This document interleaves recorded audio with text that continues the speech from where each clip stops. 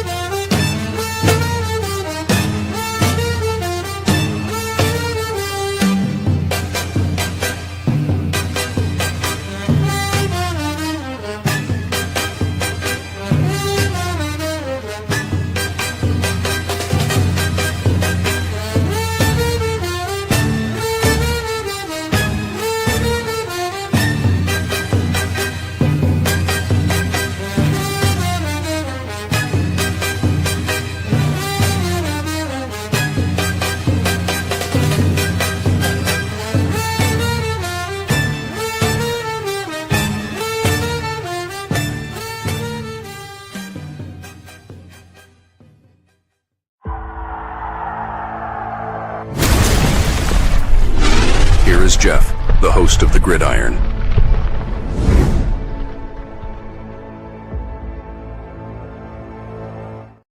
Oh, righty. Welcome to the Gridiron, baby. If you can give this video a thumbs up or maybe share this video, that would be absolutely freaking phenomenal. If you subscribe to my channel, thank you. If not, please go down below, hit the subscribe button, hit that bell icon. That way, next time I go live or if I put a video out, you'll be notified. And it's free of charge. It's totally free of charge. What do you got to lose? But if you are subscribed to my channel, thank you. If you want to help support my channel, that description box below, very top link in the description box, takes you to my membership page. I got 3 different membership levels. Each one has their own little perks to them. So once again, if you want to help support my channel out, it would mean so much to me. I thank you in advance. Thank you. And finally, just underneath that, there's another link in there somewhere. It takes you to my Facebook group. It's called the New York Giants, the Gridiron. It's my Facebook group. We have over 9,700 members in the group. It is doing simply marvelous, might I add.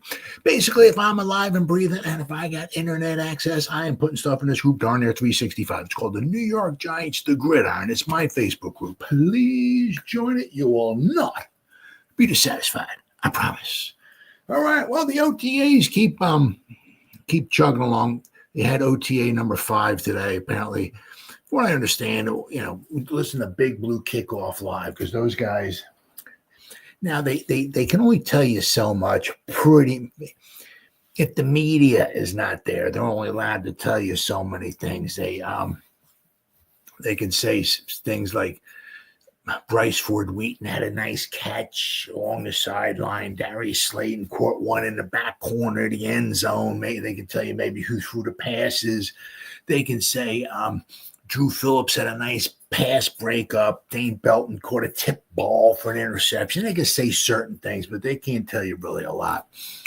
When the media is there, because the media is taking videos and pictures and writing everything down and how many times somebody scratched their left nutsack and all that stuff and posted it online, then they can say a little bit more. But for the most part, if the media is not there, they can only say so much. But they were talking, they said it was not a very entertaining, I guess, shall we say. It was kind of a, I think they, in Big Blue Kickoff Live, Paul Dottino was mentioned, might be the kind of like the least action that they've had so far as with the OTAs, right? But they're chugging along.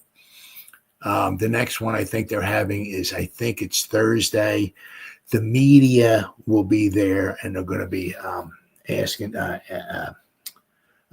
obviously, they'll be talking to some players and all that. So there'll be a little bit more going on Thursday. But just going along. So, thankfully, knock on wood, haven't heard any, any injuries or nothing like that. Thank God. Right? You're just waiting for those first, so and so came up lame. So-and-so was running a pass pattern, and he came up holding his hamstring, or, we hope it's nothing serious, or, haven't heard anything like that. But they're chugging along. So, but I've seen this one here. I don't remember exactly who OBJ was talking to. But there was a conversation obviously he was having, and one thing he was talking about, and sometimes it's out of your control, right? That he never wanted to leave New York, and of course, it was just it was a bit odd because they just signed him, like whatever it was. I think it says in New York like 7 months prior they signed him to an extension. I think it was a 4-year extension, 5-year. It says in the article here, signed him to an extension, and one of the things, and I get it. Once again, you're never going to know with Gettleman. Because what he traded to the Browns and what we got in return from the Browns, it was a nice little haul and all that and everything. And we got. So was that, was he like, well, we need to start, because we stink. We need to start overhauling and start getting some extra players and maybe a draft pick here and there. So if I can trade one stud and get some stuff in return, right? Will that help us? Can I get like a 3-for-1 or something? Is he trying to get rid of OBJ because he drew attention? Let's be fair. He drew attention. Okay. But the shame of it was, and that was another one of the shames of it was, especially with OBJ, was unfortunately he got injured. That was kind of interesting, ironic, what funny, sad, whatever you want to call it, that the one game in preseason that he got injured, right, was against the Browns, and that's when he wound up getting traded to, right. But I said, you don't know what Gettleman. It's like, well, we got ourselves a problem, with OBJ, maybe attitude sometimes and all of that. Was he trying to clean up the locker room? See, and then he drafts Saquon. Saquon is, straight and narrow. You know what I mean? Saquon is just like this, absolute, model. Team player, model person, model. Just handsome freaking dude, just boom, the man. You know what I mean? And then you got OBJ, a handsome guy and all that stuff. But just some of his antics on the sideline, drawing attention, this, that. Was that too much for Gettleman? Don't know. But the shame of it is that you had. It really helps to have some stars on your team. Some big time stars, players. We had a wide receiver and we had a running back, right? And you traded one of them away. It's a shame. No, it was a shame because you'll never know with OBJ because all the injuries he had. The guy couldn't even last through a whole Super Bowl. Good for you that you got a Super Bowl ring. Very happy for him. Very, very happy. The talent is unfreaking deniable. The thrills that he gave us for the short amount of time that he was here was unbelievable. Unfreaking believable. So I'm so happy for him that he got a Super Bowl. But I'm saying, he couldn't even, I was at the first quarter in the Super Bowl, second quarter. I don't know. He didn't make it to halftime, I don't think. He couldn't even make it through the Super Bowl. It was just such a shame. The talent was just, off the charts. It's just a shame that if you could have seen, if he had a longer, healthier career, possibly what kind of numbers he could have put up. Now, I don't think he ever would have caught Jerry Rice or anything like that, because Jerry Rice played for, God. Well, his rookie season was 85, I think it was. And then he played into early 2000s. So, he played for darn near almost 20 years. So nobody's going to, very hard catching Jerry Rice. But he certainly could have put up Hall of Fame numbers had he stayed healthy. Would have been interesting to see, though, right? With the once Eli retired. What's up, buddy? If he stayed healthy, if the Giants kept him, yada, yada, yada, with the quarterback play that we had, could he have kept on his trajectory, with the amount of yards and receptions and all that stuff that he could have had. But it's a shame, but it is what it is. But it was just nice to hear him say, I never, ever wanted to leave New York. And we got a couple articles. There was a ton of them. I mean, you can just, shake a stick and you can find like 10 different articles on it. But it says Odell Beckham Jr. laments the Giants trade. I never, ever wanted to leave.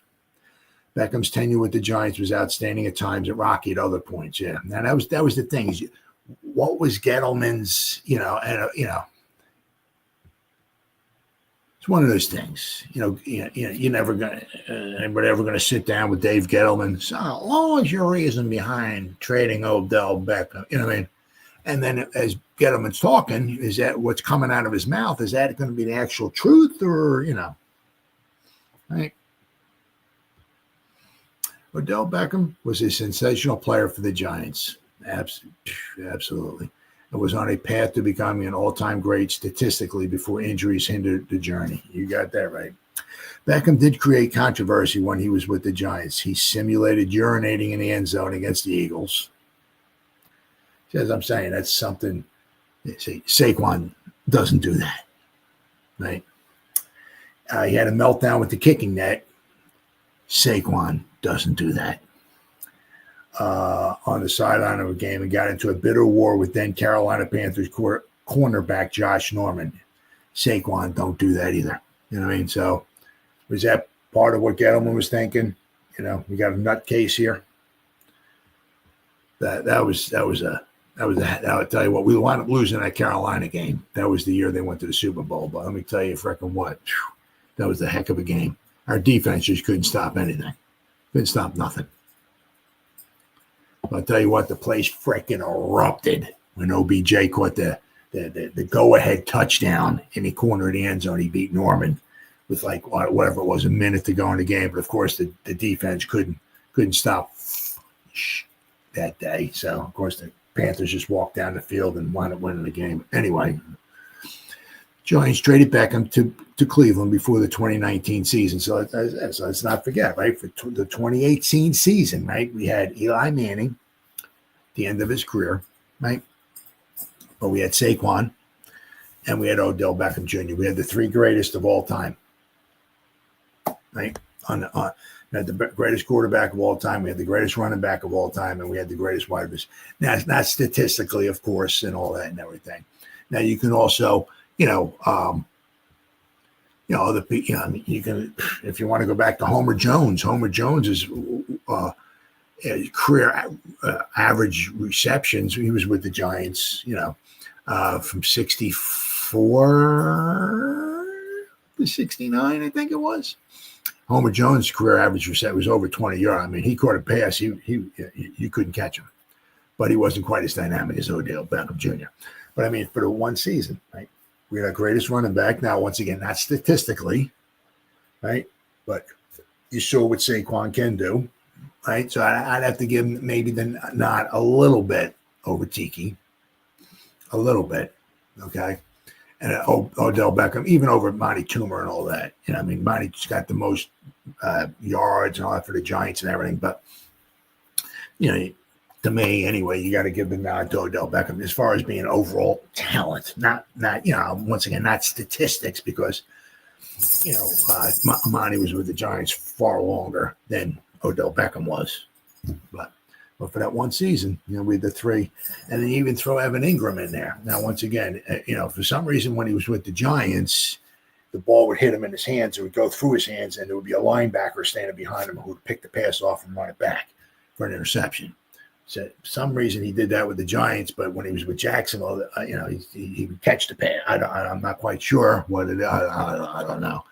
But for that 1 year, I said, I'm not saying Evan Ingram was the greatest tight end, but he was a mismatch. He was, he's not better than Shockey or not like that. But as far as being able to run, and he was tough. He was a tough cookie. I said for that 1 year we had some, But anyway, back to Odell Beckham Jr. The Giants traded to the Browns. He later won a Super Bowl with the Rams and spent time with the Baltimore Ravens and the Dolphins. He appeared on CBS Sports coverage of the UEFA Champions League final because he's a big soccer fan. On Saturday, made clear he didn't want to leave the Giants. Now, he's been definitely seen at soccer matches before. That's for darn sure. I never, ever wanted to leave New York, he said. The reason you heard me talking about what was going on was because I was pissed because where I come from in college, if we lost one game, our season was over, which is true. Not so, close to that, though. Close. But, the one thing is, you see the way it is now with LSU, right? I mean, if they lose one game, they can still win their division or whatever it is, and then it's whatever the SEC goes up the SEC, and then there's a championship game, and then whoever wins that goes on. You know what I mean? So you can lose a game, but he's pretty darn close. In college, it's sometimes, of course, unless you're Alabama. If you're Alabama, you can lose like 9 games, and they still find some way to get them into the college playoffs. You know what I mean? So other than Alabama, if you lose one game, yeah, you kind of a little rocky. But for the rest of everybody else, if you lose 1 or 2, it's tough to get in there, especially if you're not like in a major conference or something like that. But he said this was the organization I got drafted to. They believed in me. But once again, the Giants. Jerry Reese believed in him. Jerry Reese wasn't around at the time he got traded. Dave Gettleman was. Not so sure if Dave Gettleman was around in 2014. He was around. He wasn't with the Giants. If he was the GM of the Giants, would Gettleman have drafted Odell Beckham? Who knows? But Reese hit it out of the park. Now, as I said, the only thing he can be a little leery, is that, is off the field stuff.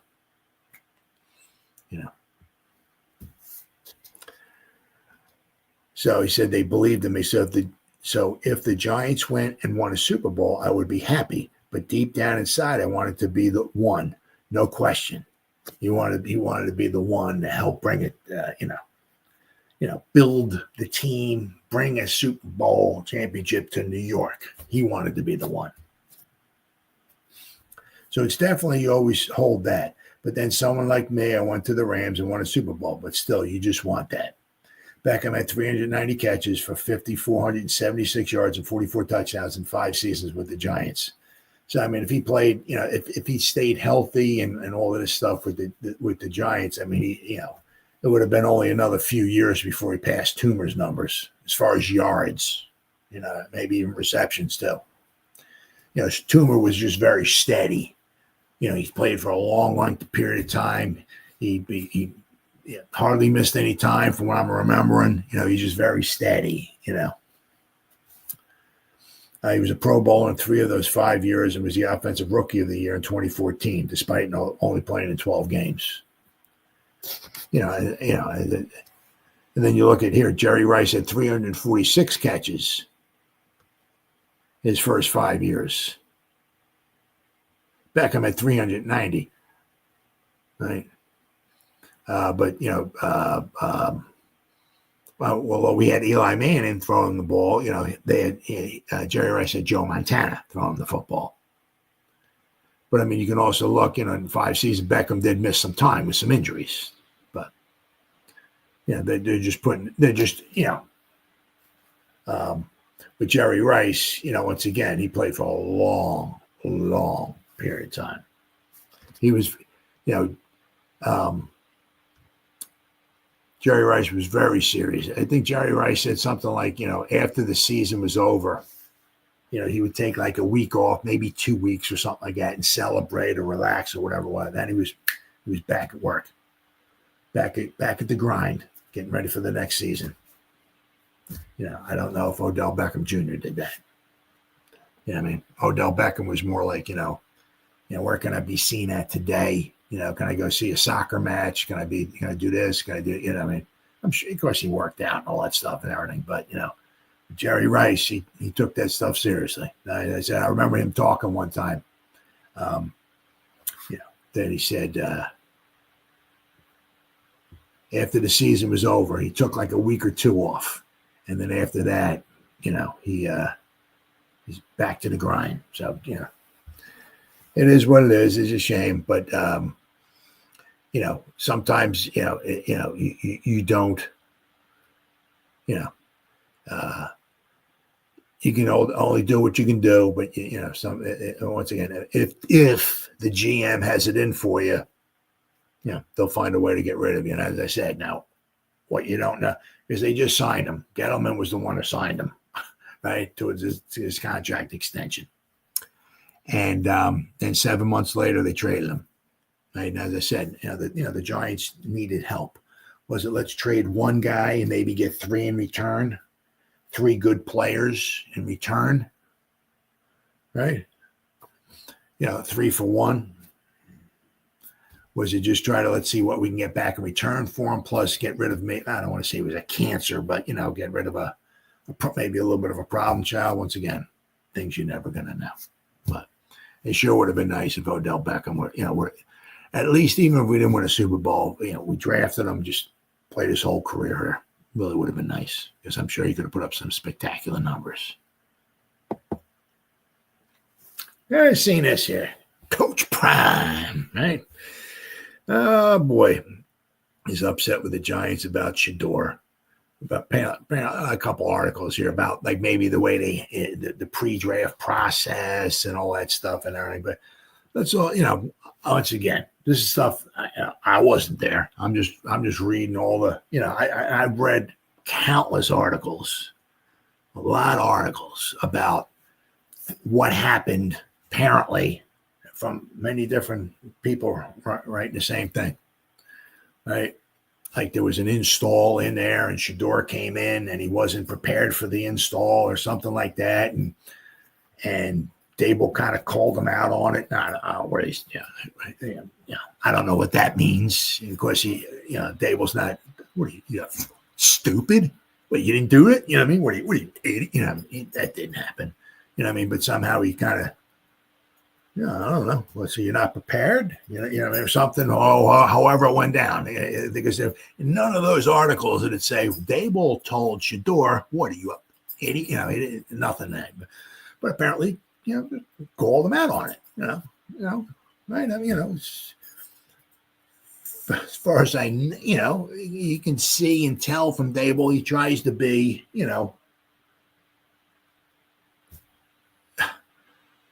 I don't know, without going overboard, right? So, but he called them out on it. And apparently Shador didn't like being called out on it.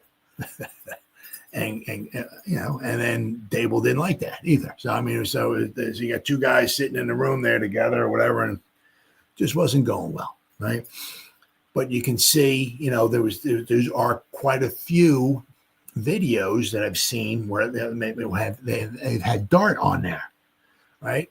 One of them was Dart was just about done, I think. I think it was his 30 visit. And Dart did something on the board, and it was just about done. And Dave was like, "Let's do one more." And Dart, okay. Dart turns around, and Dave wipes off the board, and he puts some stuff on there, and And he said, "All right, turn around." And then he goes like, "Who?" I can't remember what he said. Who's the why or something like that, and Dart went and pointed kind of, and Dable threw something. I said, "Man, if you pointed the other way, I was going to yell at you or something like that or whatever." And somebody in the background was laughing or whatever, but Dart was prepared. It's once again, if that's what happened, but you just see multiple reports saying that that's kind of something like what happened with Shador, right? You are, unless, you're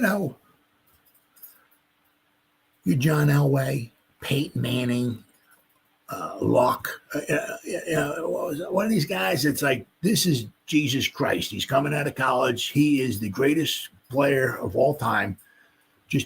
Just draft him, throw him in there, and you win 3 Super Bowls. I mean, but Shador's not that, right? You're going on a job interview, right? I mean, you're not God's gift to the world, right? Yeah, so your possibly future employer is going to want to hire you, right? If you see some chinks in the armor, they might kind of think otherwise, right? Well, let's also not forget, I'm not saying this has anything at all to do with Shador. But let's not forget when Coach Prime was coming out in the draft of '89, right? What a draft that was. Aikman and Coach Prime and some guy by the name of Barry Sanders, and just phenomenal draft. But the Giants wanted to interview, I guess, Deion Sanders. And he said this multiple times. He said, it's a true story. And the Giants gave him, and I can see, where Deion, coming from. But the Giants wanted to talk to him, and they gave him a book, and he's like, it was like this thick. It was like as thick as like a phone book, he said. So, but he's like, what's this? So the Giants, wanted to, I guess, they didn't have 30 visits back then. I don't know exactly what they had, but the Giants wanted to sit down and talk to him. And, maybe if they were that taken by him, maybe they would have traded up and maybe got him. Who knows? But I don't think that was going to be the case. But anyway, they wanted to talk to him. They gave him a book. Was it their defensive plays or whatever it was? But he said it was like as thick as a phone book. He's like, excuse me. He goes, what are you guys drafting? And I think he said 10th. Let's take a look here. 1989 NFL draft. I don't think they drafted 10th. I think they drafted a lot higher than that or lower than that or whatever you want to call it. I mean, they had Thomas in there, Derek Thomas in there, Deion Sanders, Barry Sanders, Troy Aikman, Tony Mandrich. Tony Steroid Mandrich, right? Man, I'll tell you what, he had the Packers fooled. Let's see. So Deion got drafted 5th in the '89 draft. The Giants, where did the Giants draft? Giants drafted 18th. Well, I'm taking Brian Williams. The good thing about drafting Brian Williams, now, there's no way the Giants were trading up from 18th to 5th to get him. The good thing and the bad thing, the good thing was Brian Williams came out as a center. Well, we had Bart Oates.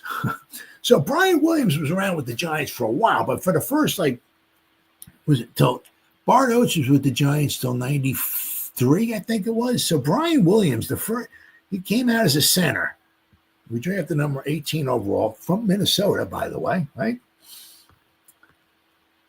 So the first, let's see here. So his first 5 years, he only started 6 games because we had a center.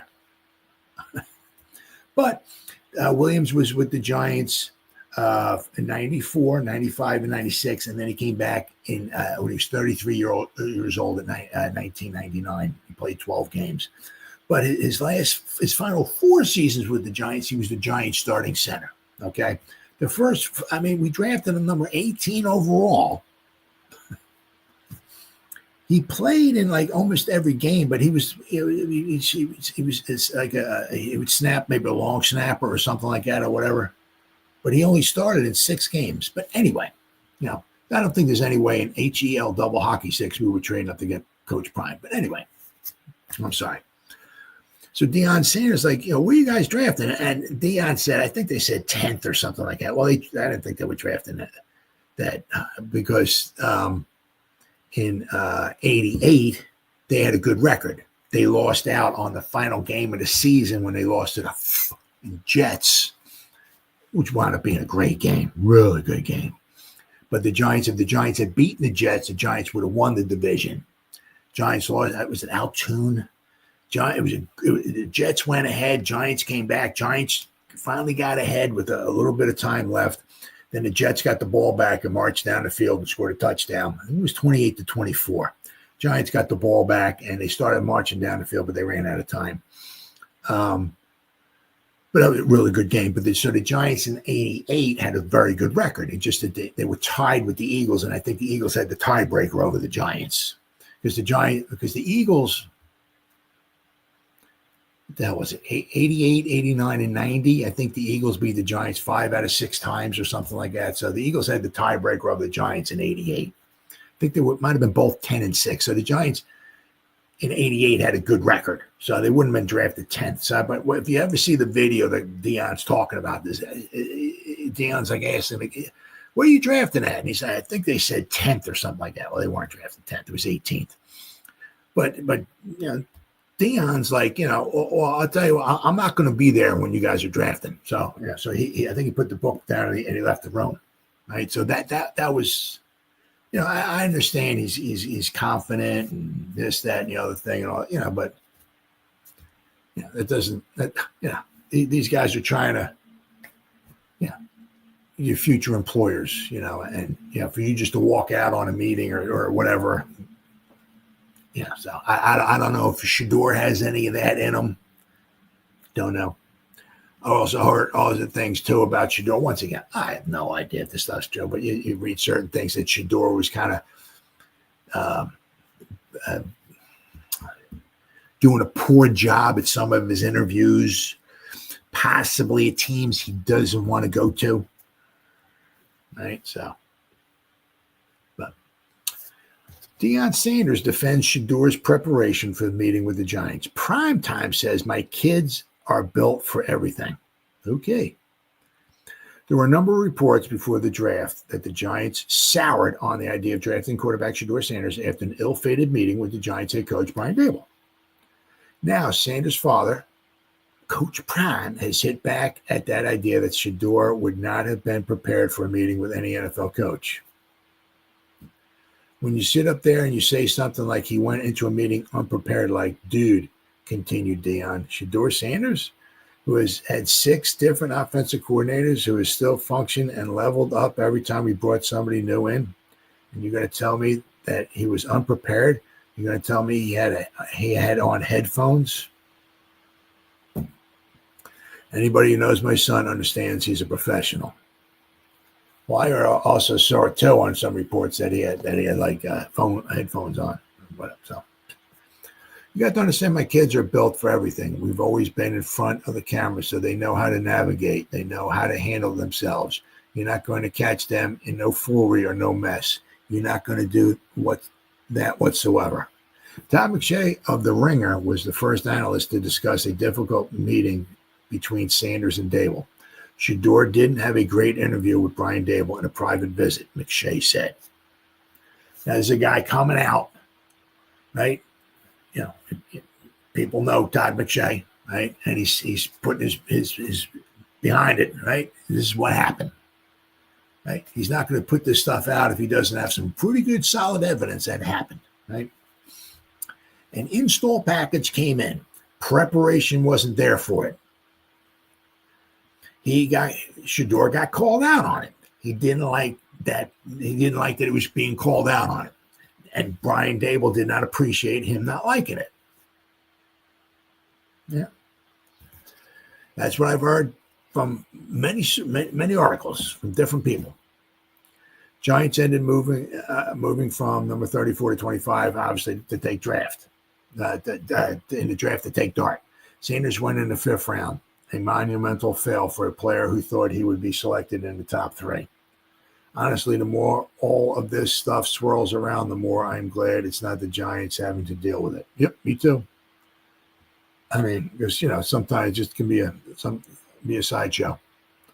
You know what I mean? Because the thing is that, if Shedeur would ever, become the starter, just say of the Giants, and the Giants lose some games or something like that, Shedeur could have horrible games. Could. I'm not saying he would. No idea. He might become the greatest quarterback of all times. Who knows? But there would never, ever, ever, ever, ever, ever, ever, ever be a time where out of Deion's mouth, yeah, my kid screwed up. Never hear that. If Shedeur throws an interception, it's the ball's fault. It's the guy obviously must have ran the wrong route. The guy didn't turn around quick enough. But I mean, it's nothing. I mean, he'll never. So. And that's another thing. As I said, if things start going sour, right? If the Giants had him, Shador's in there, he's the quarterback and all that. And the Giants, whatever, start 3-11, 3-12. Coach Prime would, oh, my kid, he's had a rough year. He needs to get a little bit better. You'll never hear that from him. My kid's the greatest of all time. There ain't no better. Nobody ever better. I mean, obviously, the coach don't know how to coach. That's what the problem is. We got a bunch of bad players over there. My son is playing with a bunch of bad players. The coach don't know how to coach, don't know how to call plays. And that GM and that owner of the Giants, total trash. That's what it is. That's what's going on. You'll never hear that from him. So it could become easily a sideshow, right? And thank goodness maybe the Browns have the sideshow, right? Deion Sanders has slammed the Giants over an incident before his son's dramatic NFL draft slide. 23-year-old was widely tipped to be a first-round selection. Reports emerged from the NFL draft last month about Sanders' team visits. An anonymous executive called Sanders' interview the worst he has ever seen. A claim has also emerged from his New York Giants visit that the quarterback failed to spot a deliberate mistake in the playbook. NFL icon Deion coached his son at Colorado Buffalo, and he spoke on the Say What Needs to Be Said podcast about the reports from Sanders' interview. My kids, you aren't going to catch them in no foolery, Deion said. I mean, as I said, the kid would never do anything wrong. Never. If he throws an incomplete pass, well, they gave him a bad ball. That's what it was. Or the center spit on the ball, so it was slippery. So when his son threw the ball, it was, or the guy should have dove to catch the ball, or the guy didn't run the right. Never anything wrong with this. So.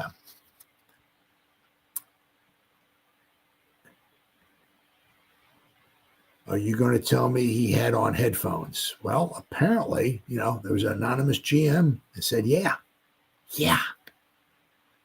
Anybody who knows my son understands he's a professional, like he's going to go into a meeting with headphones on. Come on, man. The Giants traded away, Sanders was expected to go late in the first round with New York, one possible landing spot. He was made to wait until the third day before the Browns took him. So, and that was not before the Browns had already taken Dylan Gabriel in the third round. Now Sanders is in a bitter battle for a roster spot as one of the 4 quarterbacks in Cleveland. He's behind Joe Flacco, Kenny Pickett, and Gabriel in the current depth chart, but he has so far impressed. All 4 battling for the starting role, vacated by injured Deshaun Watson. Yeah, there's another absolute classic there. Good old Watson. So I don't know. They're the Browns are kind of like between the Watson, that Watson debacle, and hey, they got Sanders. He's very we'll have to wait and see. There's nobody there that's going to totally blow you away. I mean, you got Joe Flacco, the old veteran. Now, when he was with the Browns a couple of years ago, he took them to the playoffs, right? So, but he's a couple of years older. You don't know, but I mean, there's not a wealth of talent there on the Cleveland.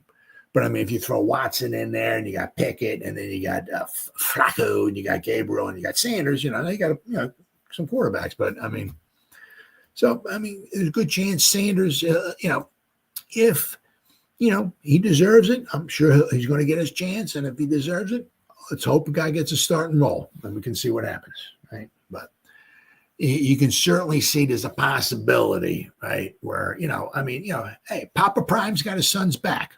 Ain't nothing wrong with that. But, if it winds up becoming some type of a sideshow or something like that, you don't need that. You don't need that. All right. Now we got the scene. Now, of course, talking about Gettleman, right? Talking about, obviously talking about trading away OBJ. Well, there's an article I seen here, You can always go back to the Kadarius Toney trade. I mean, you kind of wonder, how prepared, did they do their all of their homework on Kadarius Toney before they drafted the guy? I mean, there's no doubt, no question. I mean, the guy has freaking moves. I mean, when the guy was healthy, which was about 5% of the time. I mean, I was so sick and tired of. I mean, I just read it.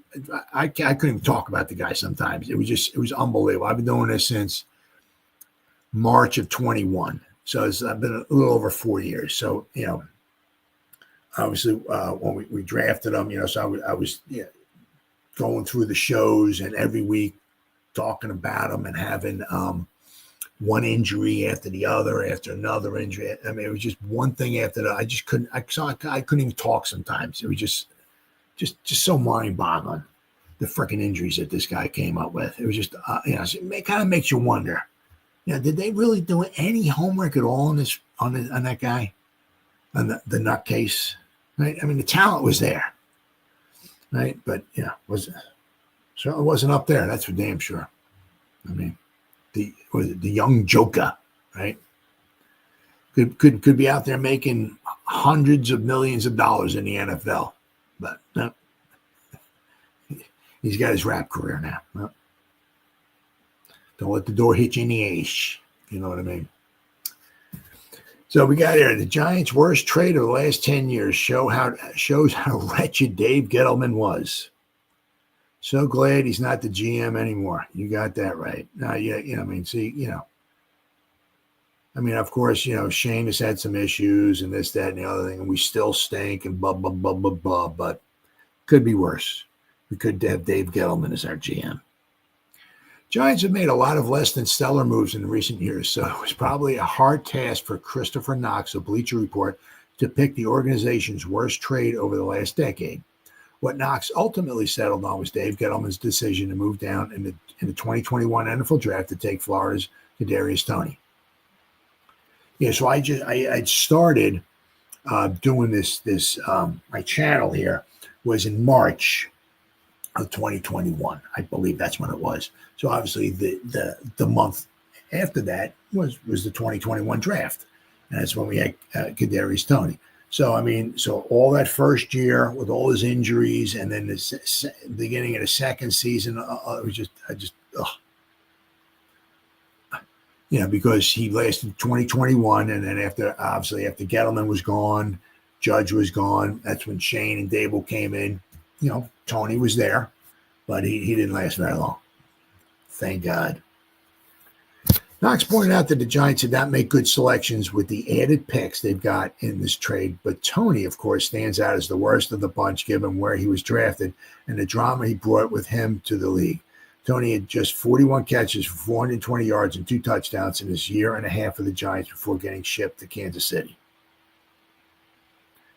Giants moved down from number 11 to 20, so Chicago can move up and take Justin Fields. And, of course, they don't even have him anymore. Just goes to show you. Oh, sorry, let me move my legs. There we go. It just goes to show you. You can do all your homework and stuff. I mean, the Bears did their homework, I'm sure, on Justin Fields. But did the Giants do any homework at all on Kadarius Toney? Let's see. In return, the Giants got the 5th round pick and the 2022 first round and 4th round selections. However, the Giants simply made poor choices with those picks. New York used its 2021 first rounder on Kadarius Toney, and the 5th rounder pick moved up for cornerback Aaron Robinson in round 3. Now, Allen Robinson had some potential to him. He had a horrific knee injury. Absolute shame. When he was on the field for the brief time that he was on the field, there was certainly some potential there, but he had that horrific knee injury. And I don't even, obviously he's not with the Giants anymore. I don't know, to be honest with you, if he's on anybody's team or nothing like that, but he just couldn't come back from that horrible knee injury. But that was not a bad selection, especially in round 3. That was not a bad pick. but you don't know with injuries, right? You don't know. Well, we're going to select him in the third round, but in his second year, he's going to get a bad knee injury, so let's not select him. You don't know, right? The one thing I will say with Aaron Robinson, right, was that he had potential, but he had a muscle core surgery or something. Basically, right after we drafted him, he had to have surgery, and he was just there was always like something wrong with him. Always, and they finally got on the field. Let's see here. Let's take a look.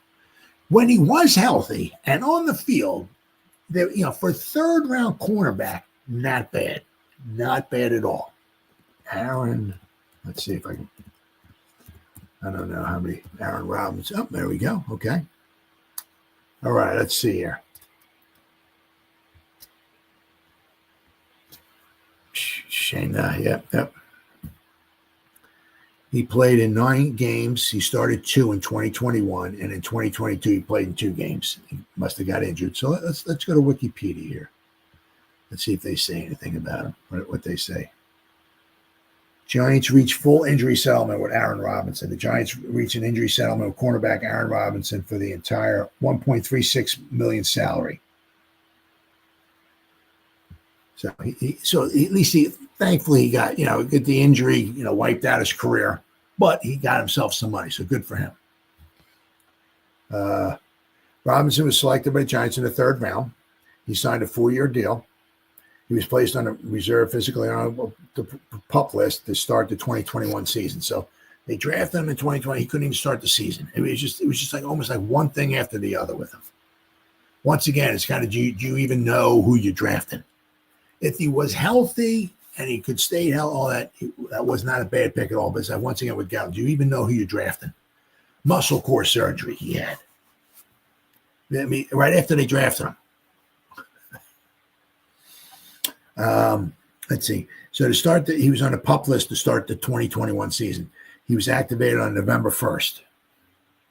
So, so he got muscle core surgery. So May he was out, June, July, August, September, October. His first 6 months he couldn't even play. Robinson was placed on the PUP list to start the 2023 season after he recovered from his knee injury. On September, so he played like the 1 or 2 games, two games I think was in 2022. Robinson had his appendix removed and would not be able to play weeks 2 and 3 games against the Panthers, and he had to have his appendix removed. I mean, it was just always something. On October 4th, when he came back, he was placed on the injury reserve with a knee injury. So, I mean, he I think whenever he played maybe the first game of the season, then he had to have his appendix removed. Then he finally came back from that. Then he got his knee injured. It was just like Kadarius Toney 2.0. It was such a shame. Robinson was waived by the Giants on July 31st, 2024, following a failed physical. So he just couldn't come back. It was if you listen to Paul Dottino talk about it, we said it was a bad knee injury, and you feel horrible, absolutely horrible for these guys. But at least he got paid, I guess his full salary or whatever it was, minus the taxes and all that stuff. But he's apparently he's out of the NFL. That's such a shame. All right, so let's see. It used the 7th overall pick in the 20 on Evan Neal. So we had 2 first-round picks for that one. We got Evan Neal. Of course, now Gettleman did not pick Evan Neal. Don't know who Gettleman would have picked because Gettleman was not around in 2022. But Shane took Evan Neal. So we had 2 first-round picks we got for the Justin Fields. We took Kadarius Toney and Evan Neal. Holy, right? Then they get a 2022 4th rounder for guard Ben Bredesen and some later round picks. And they flipped the 2022 4th rounder for Ben Bredesen. Tony Robinson and Bredesen are no longer with the Giants. While Neal, right. So we got all those draft picks. We got 4 draft picks, and 3 of them aren't on the team anymore. Right, 2 of them, I don't even know if Bredesen's in the league anymore. Tony's not in the league no more. I think Robinson's not in the league anymore, and Neal's hanging on by a thread to the team. But I can almost guarantee you that if Neil was ever to leave the Giants, go out into the wild blue yonder, there'll be a team out there that can actually develop, see eye for talent, develop, right? Bring Neil in for a year or something. I mean, like what the Eagles did with Mekhi Becton, right? Brought him in at guard, didn't give him a ton of money, whatever, brought him in at guard. They have a very good offensive line coach. And make something of them. I can almost guarantee Neil, somebody will make something of them, right?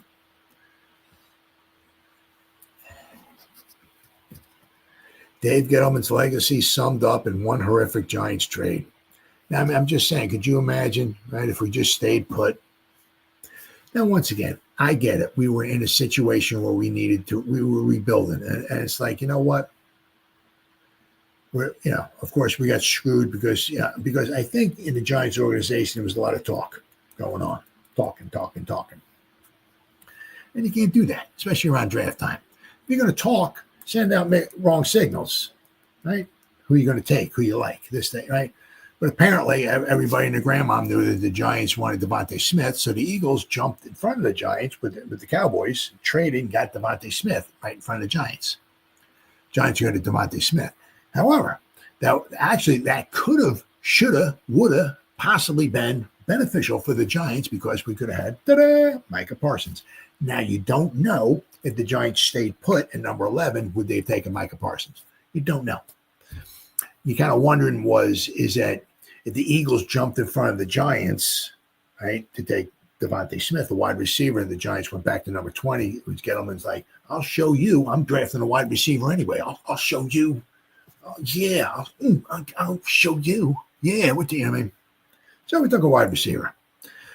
Well, I'm just saying, could you imagine if we had Micah Parsons, right? Wow, would have been of course, we wouldn't have had, you don't know what the butterfly effect of that would have been. Certainly, we would not have had Neil because we wouldn't have had that pick number 7 in the 2022 draft. And you don't know if we had Micah Parsons, kind of like what Lawrence Taylor did to the Giants in 81. Would Micah Parsons have done something like that? Something small like that, making where the Giants were actually a better team, where the Giants didn't have such a crappy record, so we weren't picking 5th, so we may not have had Kayvon. But, I mean, could you imagine we had Micah Parsons? Anyway. All right, let's see here. This was just a classic disappointing Gettleman move. More often than not, the guy struck out when making moves like these, and plenty of other trades could have been in this discussion for worst Giants trade in the last decade. This one was pretty bad, though. Tony spent limited time with the Giants, battling injuries and inconsistencies before he was traded to Kansas City and helped them win a Super Bowl.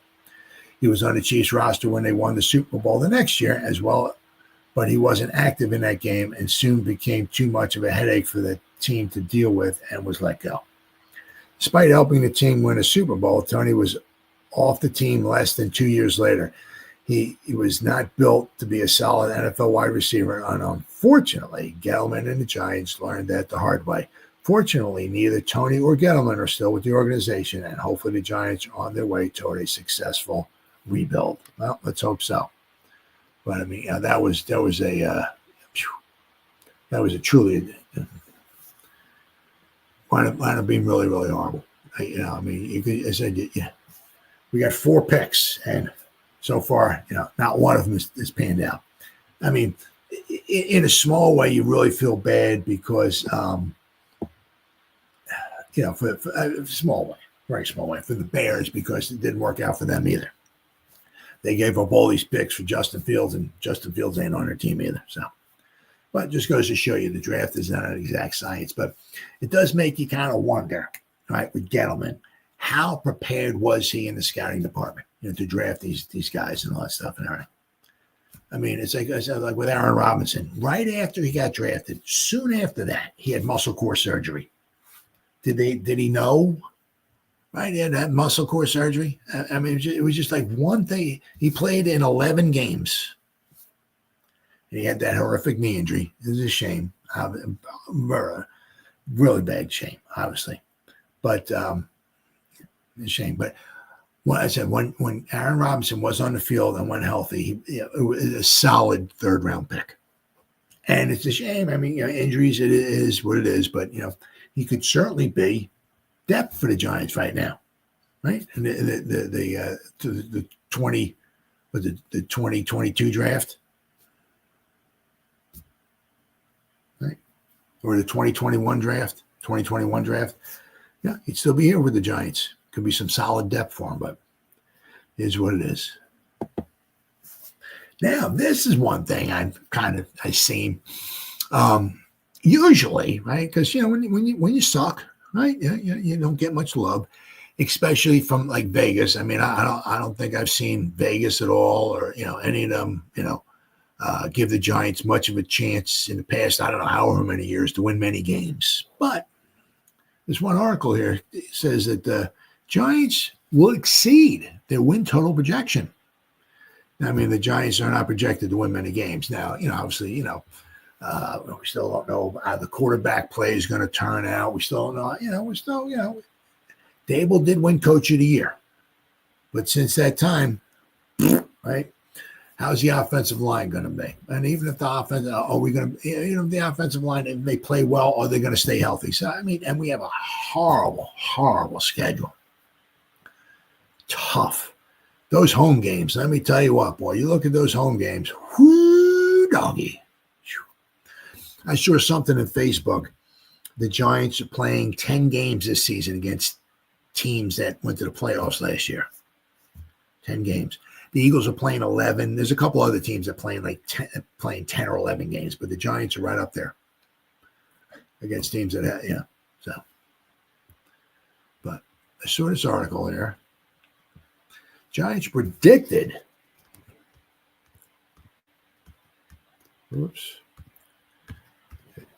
to exceed the early projected 2025 win total. Giants might very well be a lot better this coming season than they've been given credit for. Well, I'll have to wait and see. As I said, once again, a lot of that depends upon, the injuries, right? It's like you kind of wonder. You'll never know, never find out. If the Eagles had as many injuries as the Giants did, the Eagles had to play with 4 different quarterbacks. If the Eagles had lost their best offensive lineman for the season, like the Giants did, let's take Lane Johnson. Take him out. He's out for the whole season. Give the Eagles 10 different starting offensive, would they have made the playoffs? Or would they won the Super Bowl? Well, maybe not. Maybe not. The Eagles were lucky. They stayed healthy. Giants were not lucky.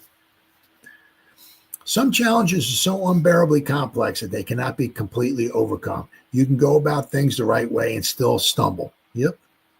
The Giants could face this exact fate this year. The front office put in work this past offseason, signing potentially productive free agents on both sides of the ball and drafting multiple players who can serve as integral members of the franchise in the long run. And yet the odds makers and most analysts still expect Big Blue to fall well outside of the NFC playoff picture.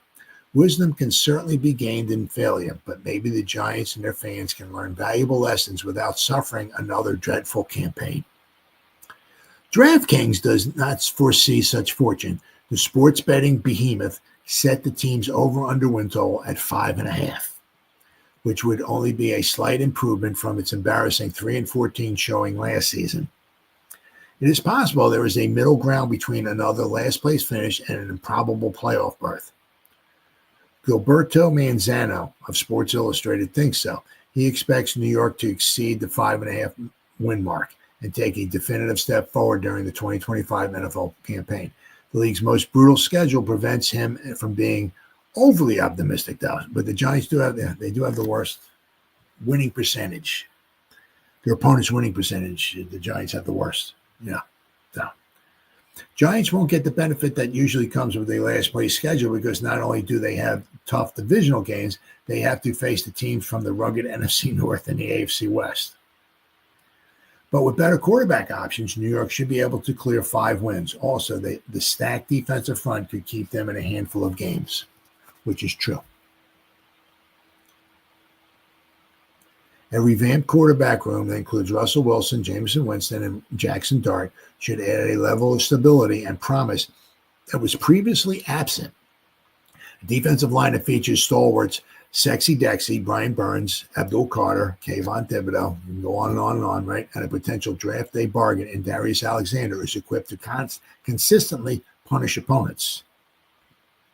Secondary is a potential blend of youth and explosiveness, while the offensive line and running back units are much deeper than they were last season. With the modified roster that General Manager Joe Schoen has put on the field, head coach Brian Daboll should have something promising to work with this year. The 36-year-old Russell Wilson is a walking question mark at the sport's most important position, but he can noticeably raise the offense's efficiency. Moreover, the roster around him may just be good enough to prop up the squad, assuming quarterback play is at least adequate. New York should have sufficient talent to wield moving forward. The persisting concern, however, is that the coaching staff can properly harness it during games. Preparation and play calling are crucial, as always, especially given the pressure surrounding Daboll. Now it's going to be interesting to see, right? Is Cathcart going to be calling the plays this year? He was calling the plays when we went to the playoffs in 2022. Let's not forget that. Manzano has misgivings about the Giants' ceiling, but even with an unforgiving schedule, he acknowledges what many fans wholeheartedly believe. This team was built to win more than 5 games.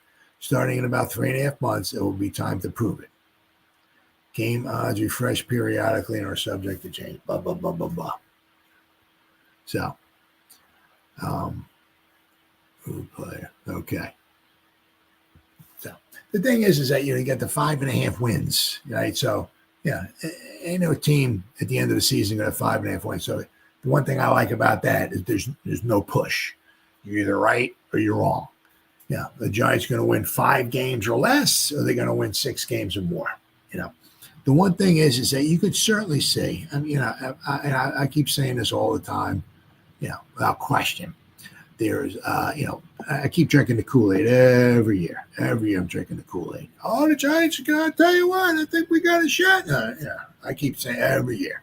So you got to prove it, right?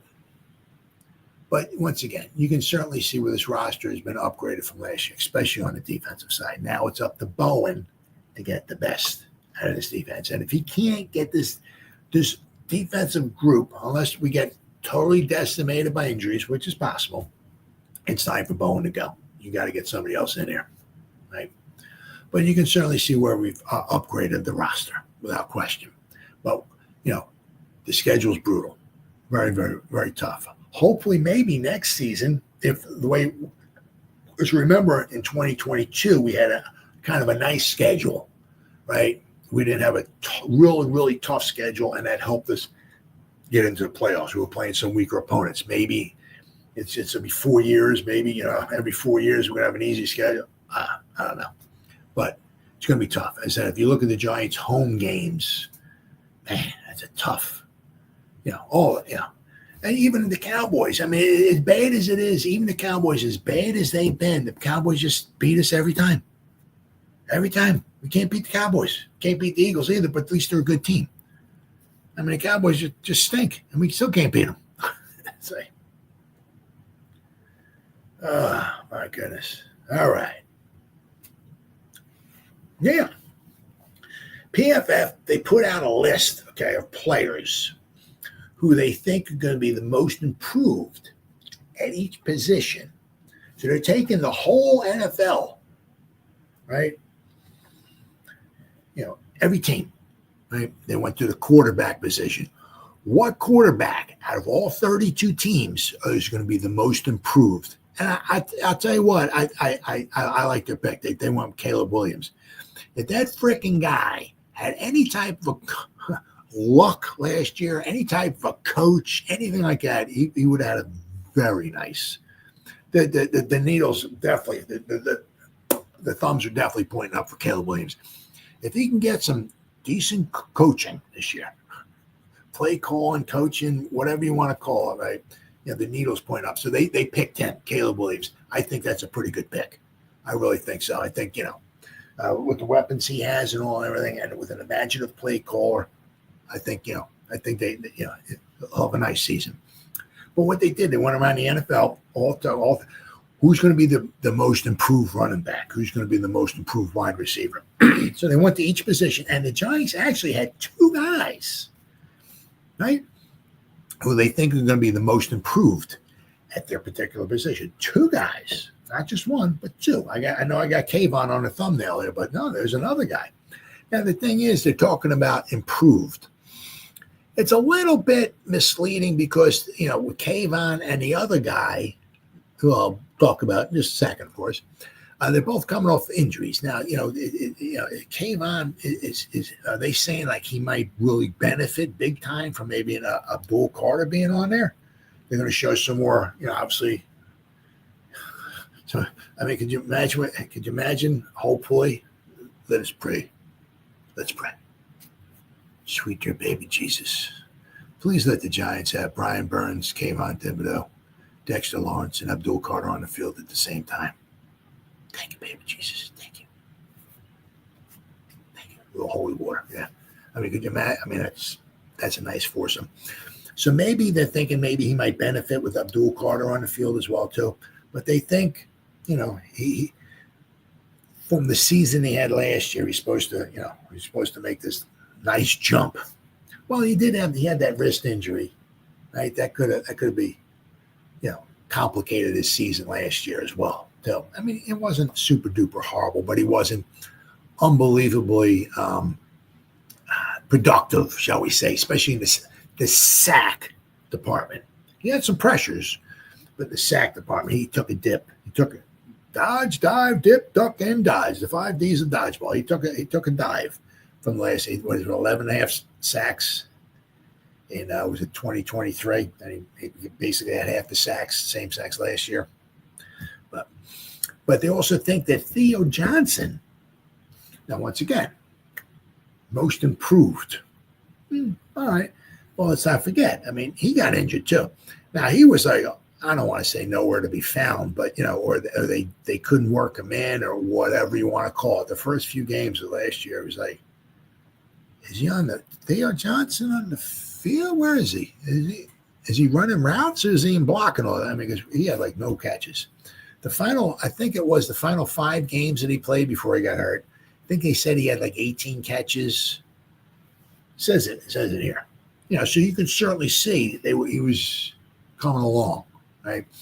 Now, the one thing that they did point out, especially with the Giants tight ends, right, which seems like possibly with Shane anyway, you look at the RAS score, like the athletic ability score of the Giants tight ends. It's like off the charts. Fedoni, Johnson, and Bellinger are all graded out over a 9.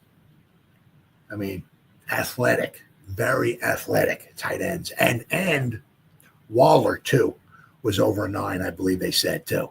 So if you look at Waller, Fedoni, Bellinger, and they drafted Theo Johnson, they drafted Bellinger, they drafted Fedoni. RAS scores, Waller, and then they traded for Waller. So that's something that seems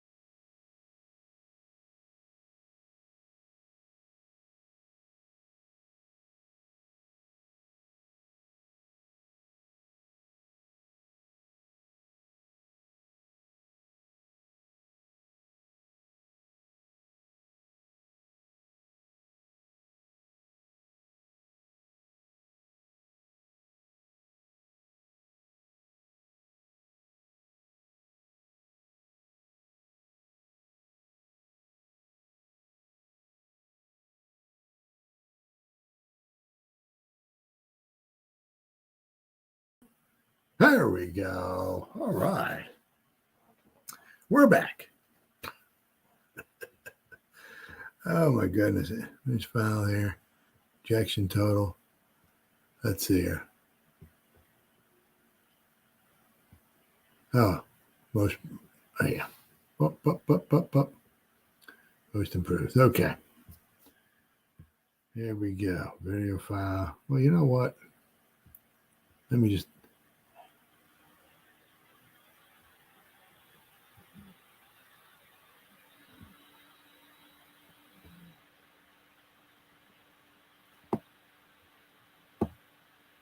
Countdown. Outro. There you go.